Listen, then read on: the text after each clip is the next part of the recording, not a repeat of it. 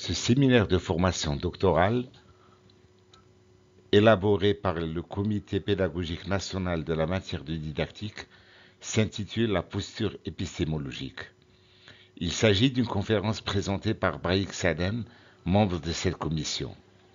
Il s'adresse en priorité aux doctorants toutes disciplines confondues. Il est donc opportun pour ceux qui s'apprêtent à la recherche de connaître le paradigme épistémologique, seul garant de la neutralité et de l'impartialité dans la recherche scientifique.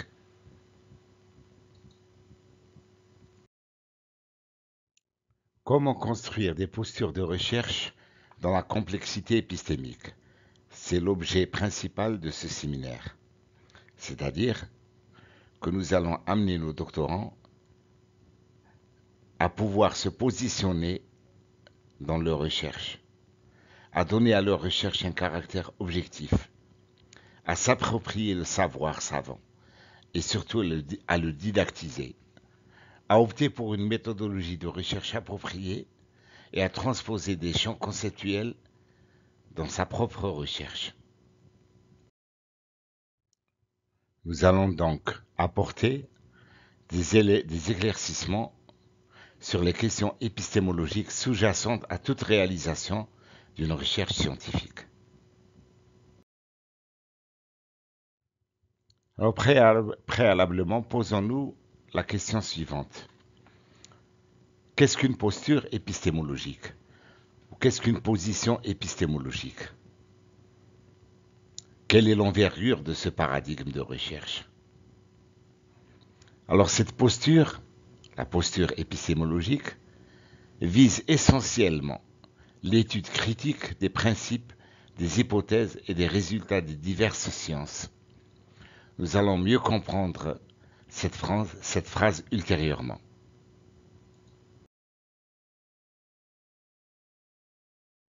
Il faut savoir préalablement que la science, dans son principe d'achèvement, c'est-à-dire que toute science en cours est constamment freinée, elle est constamment travestie, malmenée par l'opinion.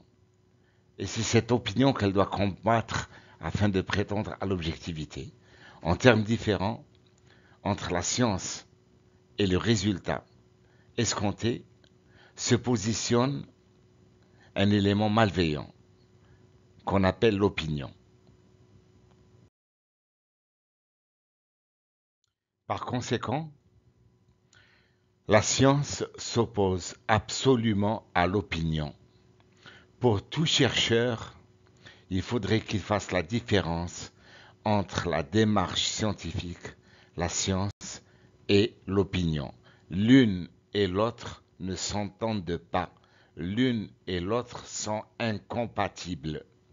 Et beaucoup de nos chercheurs, en début de recherche, prennent l'opinion comme base d'investigation. Ils ont tort. Ils ont tort parce qu'ils prennent pour base d'investigation un élément qui s'oppose à la science. Mais alors, c'est quoi l'opinion? C'est un obstacle épistémologique, c'est-à-dire un élément perturbateur qui vient se placer entre le désir de connaître, qui lui est objectif, et l'objet étudié. En termes différents, c'est cet élément malveillant qui vient perturber la relation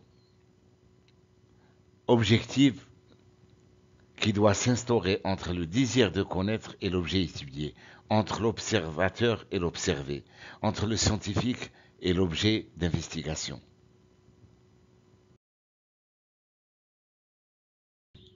Qu'est-ce que cet obstacle? C'est un élément arbitraire, malveillant, un élément perturbateur qui va s'incruster entre l'observateur et l'observé et qui devient ainsi un écran entre les deux. Il peut être soit une croyance traditionnelle, un mythe, un présupposé, une conviction personnelle. C'est alors l'élément principal qui fausse l'objectivité et l'impartialité de l'observateur et qui fausse donc sa démarche.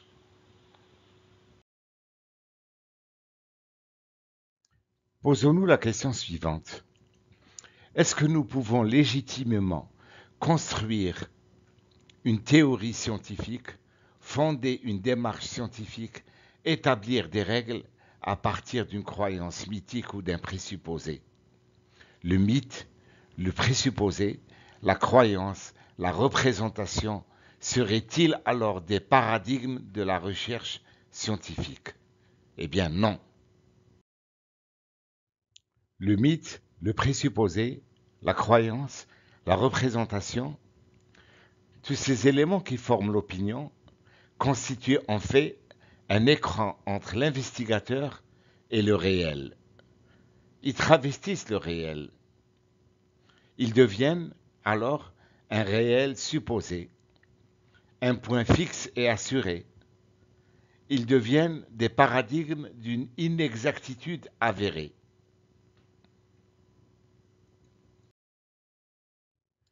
Cet écran entre l'investigateur et le réel peut prendre quelle forme? Alors il peut être un discours imagé que construit un ensemble social et culturel, c'est-à-dire une idéologie. Il peut être un ensemble d'images verbales que structure et que construit mentalement le sujet. Il peut être un réel supposé que construisent des schèmes collectifs déterminés par l'appartenance sociale, culturelle et l'environnement immédiat. Il peut correspondre à des types de connaissances élaborées par un individu au cours de sa vie, c'est-à-dire autant d'éléments subjectifs. Et en fait, cet écran, c'est la famille, le pouvoir politique, la société, l'idéologie, la vie personnelle, autant d'éléments qui construisent les langues et les cultures, des images, des représentations et des désirs. Et au risque de nous répéter, cet écran, c'est l'opinion. Et l'opinion, Platon le disait déjà il y a plusieurs siècles, l'opinion est quelque chose d'intermédiaire entre la connaissance et l'ignorance. C'est lourd de sens.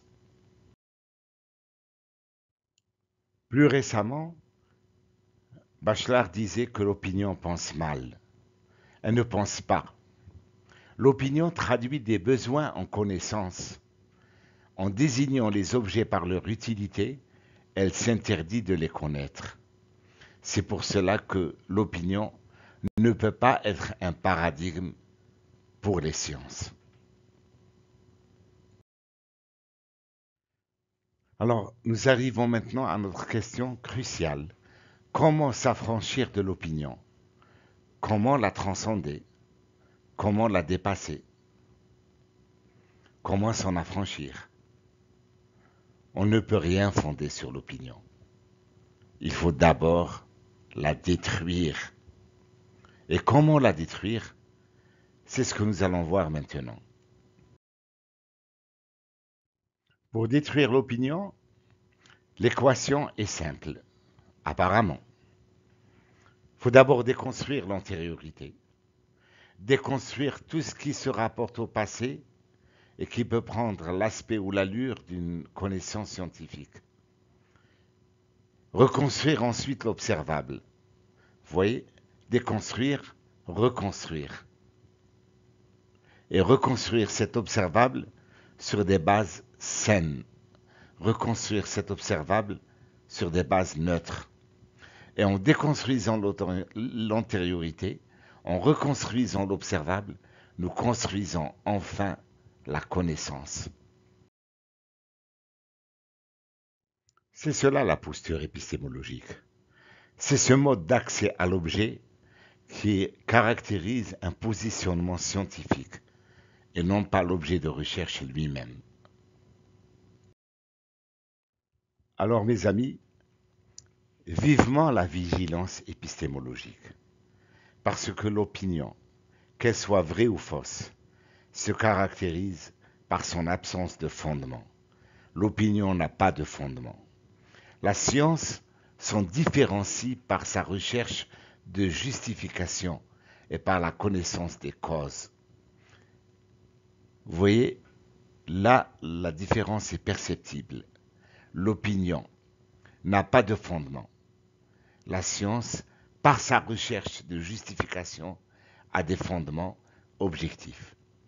Ce qui devrait conduire à une attitude de vigilance épistémologique.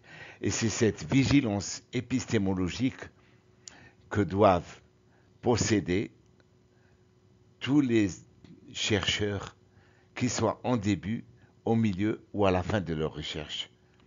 L'esprit scientifique nous interdit d'avoir une opinion sur des questions que nous ne comprenons pas, sur des questions que nous ne savons pas formuler clairement. Par conséquent, vous, doctorants qui êtes en début de recherche, n'essayez jamais de reproduire le réel. N'essayez jamais de produire des représentations approximatives et sélectives du réel. N'essayez jamais de puiser dans votre réel, dans votre vécu, en disant « c'est cela le paradigme initial sur lequel va reposer ma démarche scientifique ».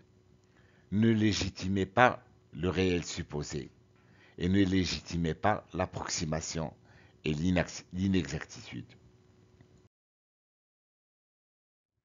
Nous arrivons là à une conclusion lourde de sens. C'est en renonçant à l'idéal de la certitude que nous construisons la neutralité de la connaissance scientifique. Merci.